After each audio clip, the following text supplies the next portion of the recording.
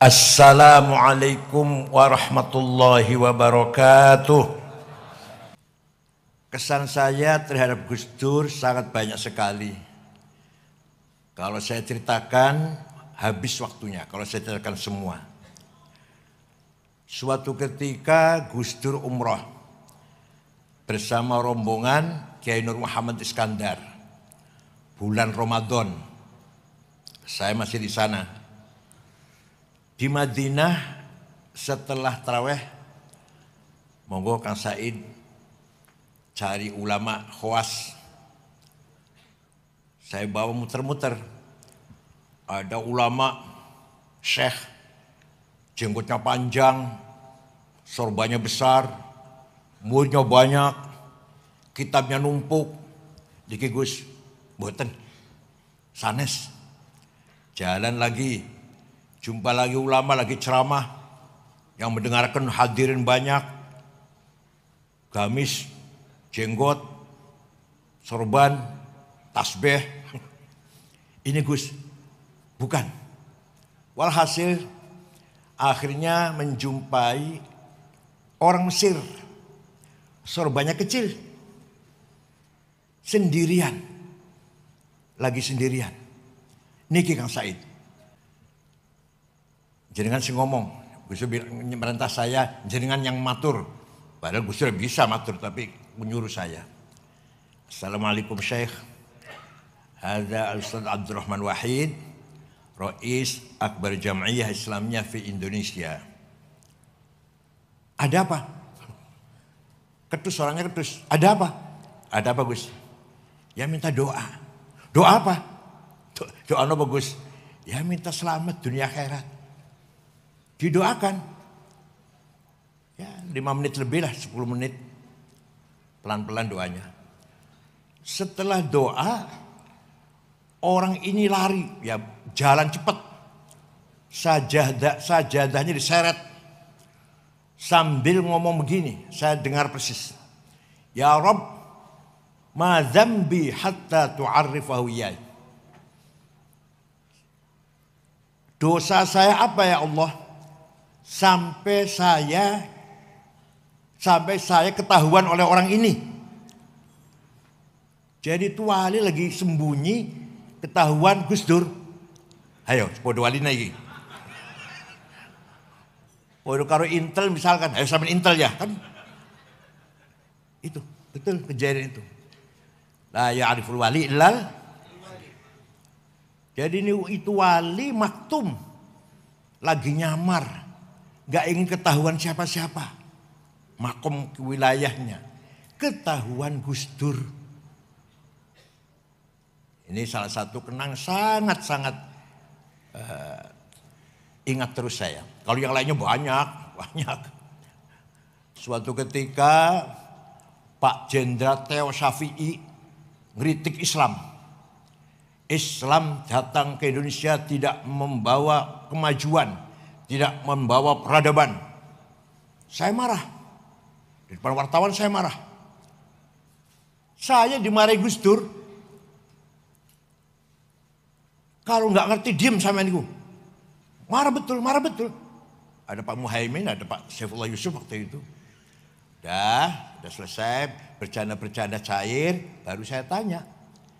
Kenapa tuh Gus kok jenengan bendu? Kok Gus Dur marah saya mengkanter kritikannya Theo Syafi'i? Apa jawabnya? Yang marah ojo sampean. Biar orang yang keras-keras itu mengko sampean nengah-nengahin. Menjadi pendingin. Ya Allah, itu pelajaran paling berharga bagi saya. Jadi kita tidak boleh kesusu, terburu-buru emosi, terpatuk emosi. Peran kita bukan di situ. Peranan saya kata Gus Dur, mengkonek wis ono sing marah-marah sampai ya nengah-nengahin. Luar biasa. Itulah salah satu dari beberapa kisah hikayah saya dengan beliau Gus Dur. Allah yarhamu. Kita ini kaya. Nahnul aghnia. Kita ini kaya raya. Kaya dengan apa? Satu, As-sarawatul ijtimaiyah, sosial capital. Kita mewarisi dari Gus Dur, mewarisi dari Mbah Hashim, mewarisi dari para ulama-ulama. Mewarisi apa? Pengikut masyarakat yang sangat banyak. Panjenengan, bapak-bapak ibu semuanya rawuh ke sini, tidak dioprak-oprak, tidak didorong-dorong, tidak dibayar, tapi semua ingin tabarruk, memperingati haulnya Gus Dur datang ke Tebuireng, berjam-jam duduk di sini. Kalau untuk bisnis berapa ini sudah keuntungannya? Kalau untuk berdiskusi politik sudah menghasilkan beberapa poin barangkali. Tapi kita semua datang ke sini tabarrukan min hadratil masyayikh fi Tebuireng. Ini kekayaan yang luar biasa yang tidak dimiliki oleh kelompok lain. Kita ini kaya dengan pengikut masyarakat. Bayangkan, kalau santri Tebuireng saumpama 1000, berarti dia punya bapak, punya ibu. Sudah 3000.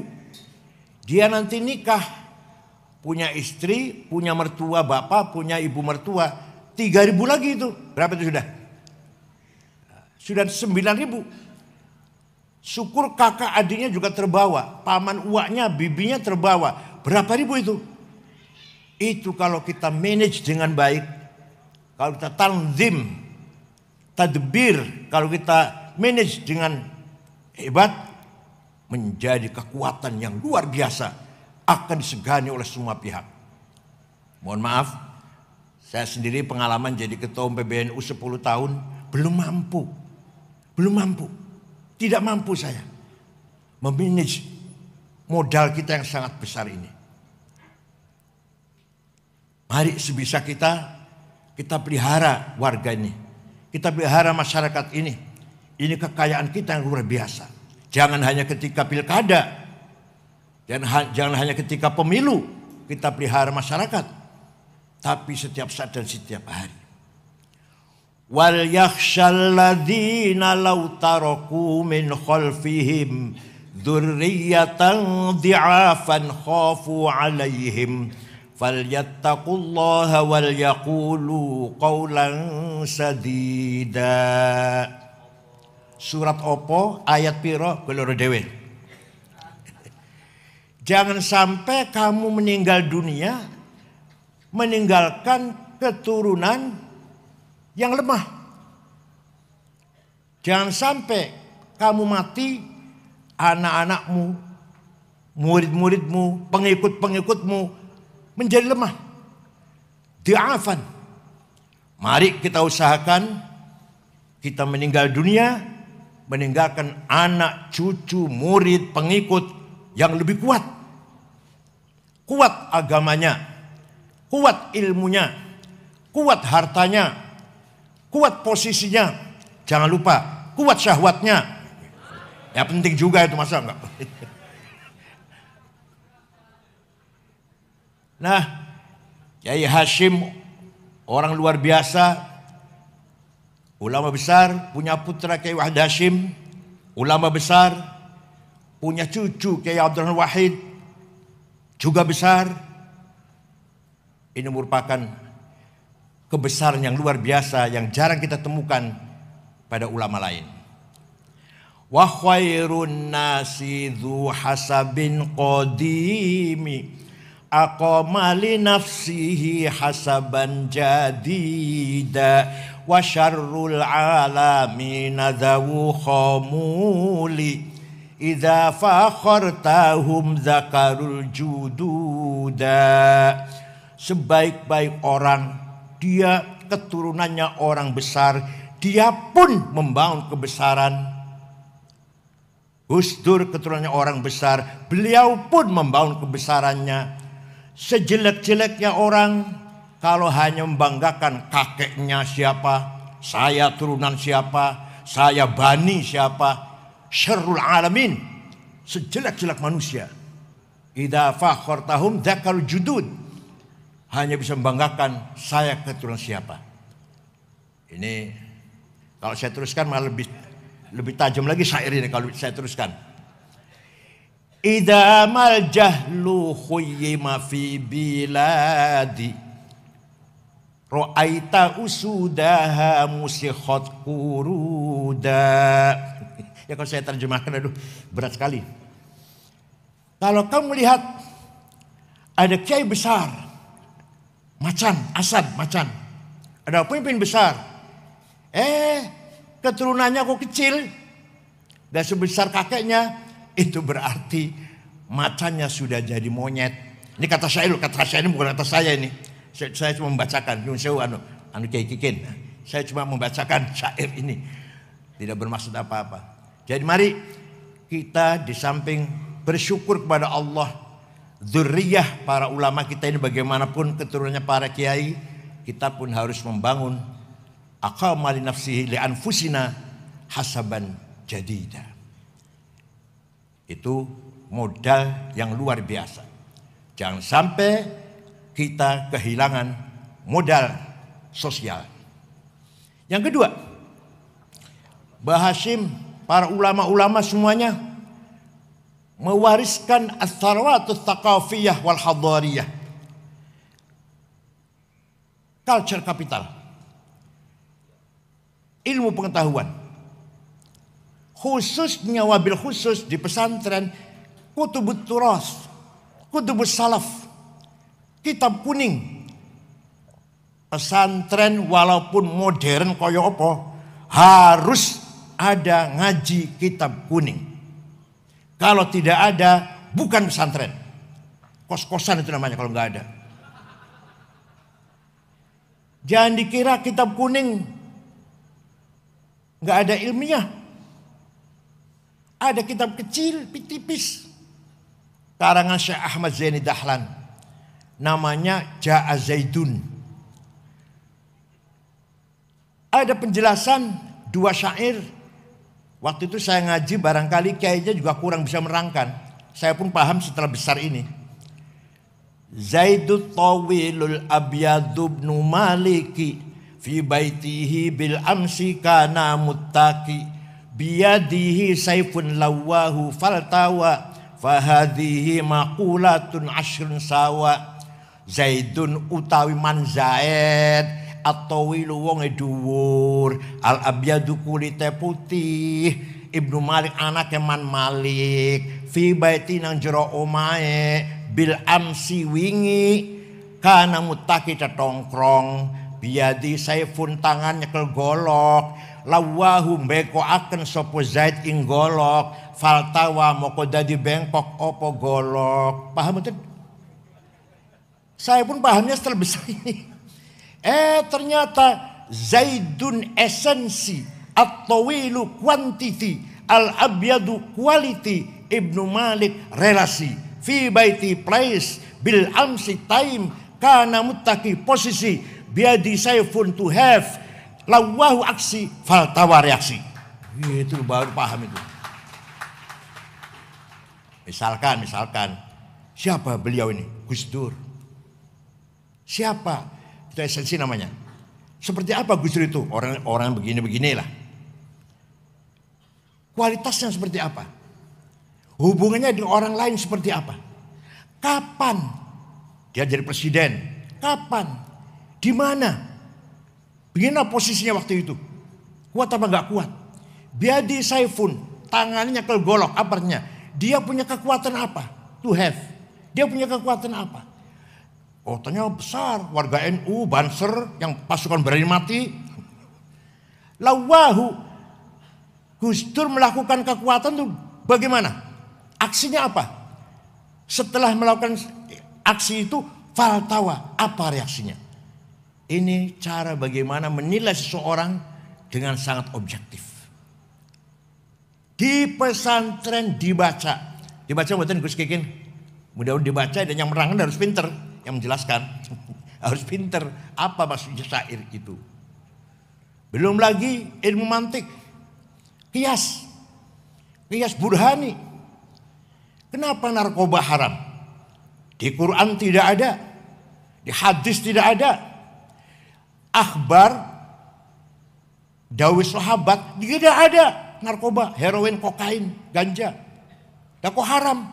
Harus pakai kias. Kias burhani namanya. Hadza muskirun. Ini namanya premis minor.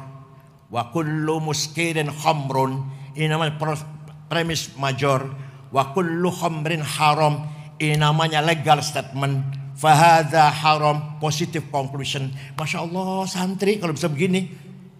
Pakai sarung, orang usah pakai celana dalam, tapi bisa bermantik seperti ini. Luar biasa. Hadha muskirun muqaddimah sughra. Ini barang memabukkan. Wa kullu muskirin khamrun muqaddimah kubra. Ini setiap memabukkan berarti khamr. Wa kullu khamrin haram, qaul syarih namanya, legal statement. Kesimpulannya setiap khamr itu haram, maka kesimpulannya fahadha haram, natijah shadiqah, positive conclusion. Ya Allah, dikira santri nggak punya ilmu kayak gini apa? Ada lagi Fathul Mu'in.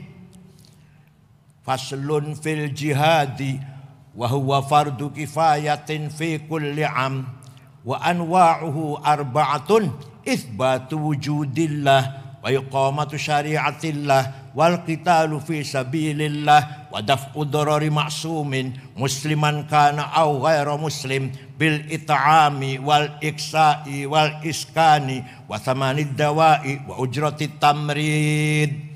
Ini Rais Syuriah harus hafal Fathul Mu'in. Pasal ini menjelaskan jihad. Jihad hukumnya fardu kifayah, minimal sekali dalam setahun. Ada 4 macam. 1, itsbatu wujudillah.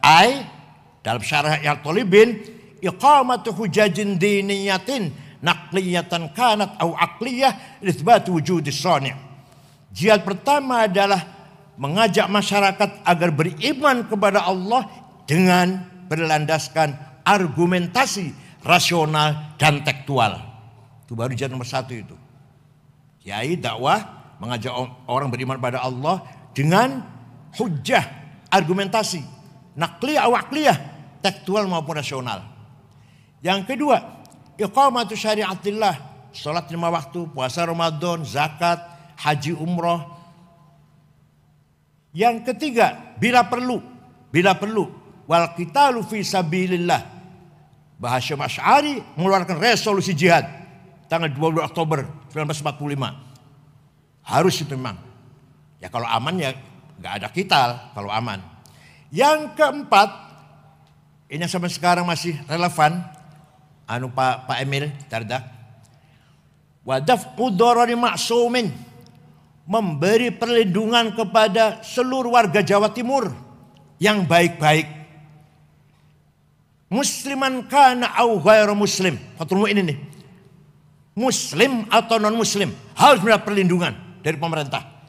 Bil it'ami, kecukupan pangan, wal iksa'i dan sandang, wal iskani dan papan, wa thamani dawai dan harga obat-obatan, wa ujrat tamrid dan biaya pengobatan. Fathul Mu'in, kitab kuning, Pak.